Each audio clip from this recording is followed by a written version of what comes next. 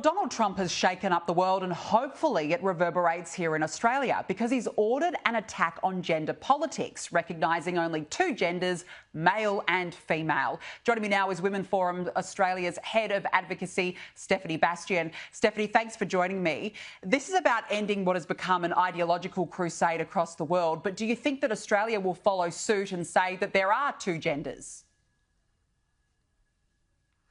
Look, I certainly hope so. This is a historic executive order coming out of America. Not only does it tackle the heart of the issue that is gender ideology, it deals with the consequences.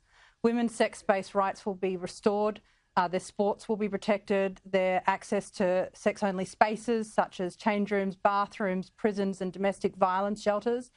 It tackles the issue of documentation, so sex self-ID. It requires biological reality on things like passports and visas.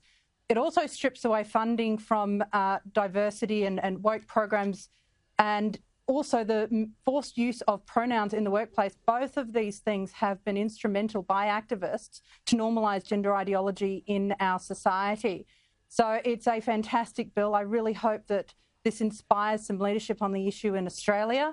But it's a terrific win for Americans and perhaps more importantly, women and girls. Absolutely. Finally, somebody has said it. Good on Donald Trump. Now, a prominent trans activist wants Canada to update its travel safety guidelines for the US following that executive order.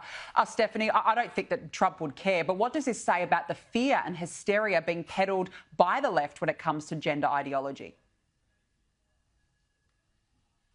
Look, I think hysteria is the right word, but we've been lying. The government has been lying. Our institutions have been lying to these people for so long. These are people who are struggling with gender identity. They have an entitlement.